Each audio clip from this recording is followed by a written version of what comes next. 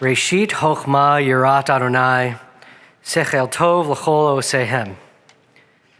The beginning of wisdom is the fear of Adonai. All who practice it gain sound understanding. This line from Psalm 111 has always puzzled me. My contemporary mind and experience chafe at the idea that fearing God is central to our religion, central to our existence. Many suggest we translate that discomfort out of the phrase entirely by claiming that, in fact, the word means awe, not fear. But that is a spurious attempt at comforting our modern sensibilities, which I think ends up in avoiding an integral part of our tradition. In our Torah portion this week, we bump up against this question. God, while charging him with the sacred duty to lead the Israelites out of slavery, says to Moses, I appeared to Abraham, Isaac, and Jacob as El Shaddai, but I did not make myself known to them by my name Adonai. The ancient rabbis were completely bowled over by this. What? Somehow Abraham, Isaac, and Jacob didn't know the true God? In one of the places all over the book of Genesis where it says that they used Adonai as God's name. There's a lot of them. One of the most central sages of Torah, Ramban, writes, what the text really means is that God appeared to the patriarchs as El Shaddai, the name by which God can overcome astrological forces and perform miracles that are great, but do not upset the natural order of things. Our tradition has always been a little bit uncomfortable with astrology. Ultimately, our sources believe astrology does indeed work, but that it does not wholly apply to the people of Israel. Ramban's interpretation brings out the stark relief of God's miracles in this week's Torah portion in comparison to that which came before. This week we read about nature-defying plagues raining down upon the Egyptians, amongst other wholly supernatural occurrences. In contrast, the great miracle that was performed for Abraham was the elderly pregnancy of Sarah.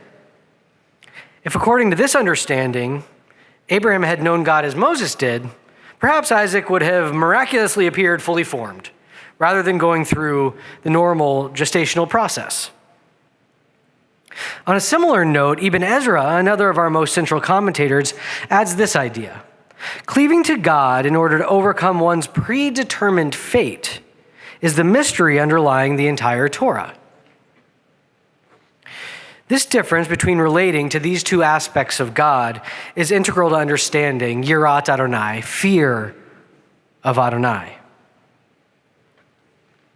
Judaism writ large, as Ibn Ezra puts it, is about creating a relationship with the divine that allows us to move beyond the normal conception of what is possible, to accept the limitations of our own knowledge, and to see that, in fact, the patterns and forms that we believe to be immutable can be absolutely changed at a moment's notice.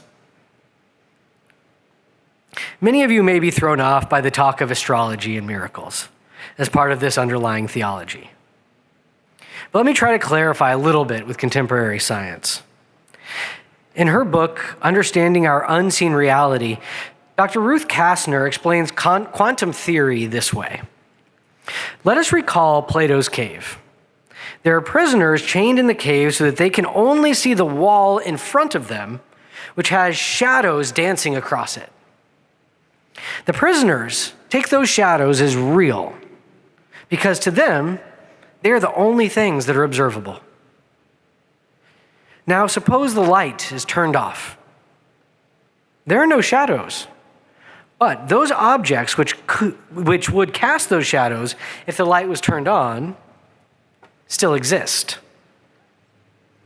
In a similar way, quantum possibilities are necessary precursors to space-time events. Quantum possibilities are not contained within space-time and are not certain to give rise to specific events, space-time being the reality we all experience every day. but they are necessary precursors to any such event.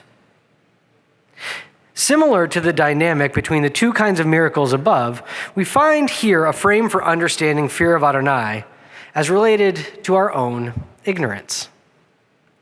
The patriarchs, in their relationship to God as El Shaddai, would have been like the prisoners in the cave, like many, maybe all of us, attributing God to the shadows dancing. Moses, on the other hand, would have turned around and seen the objects which cast those shadows, and even the source of light itself. The quantum possibilities that were outside of space-time. Underlying the whole Torah is this idea. Those objects and that light is the ultimate source of all reality, and we are not capable of knowing precisely what they are or how they will manifest. Just as quantum physics dwells in the realm of the unknowable beyond that of tangible reality, so too does the Jewish conception of Adonai. Adonai is simply giving a name to that experience of not knowing. The Talmud teaches, Rava was wont to say, the objective of Torah wisdom is to achieve repentance and good deeds. As it is stated, the beginning of wisdom is fear of Adonai. All who practice them gain sound understanding. It is not stated simply all who practice it, but rather all who practice them.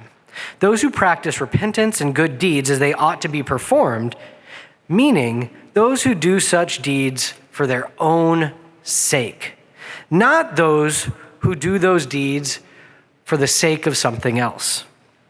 One who does them not for their own sake would have been preferable for them had they not been created.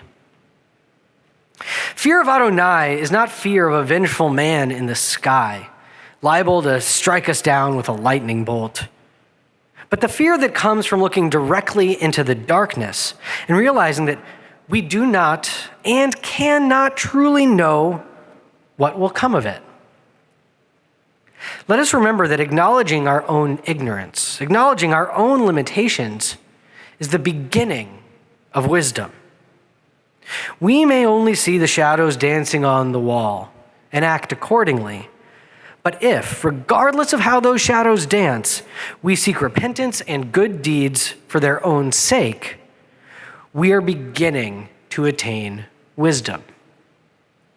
Let us, in our days and our nights, see that the fear of the unknown is the beginning, not the end, of wisdom. Let us accept and move beyond that stage of fear, getting to the underlying mystery of Torah, and use this knowledge to guide our hearts and our words towards further wisdom. Shabbat shalom.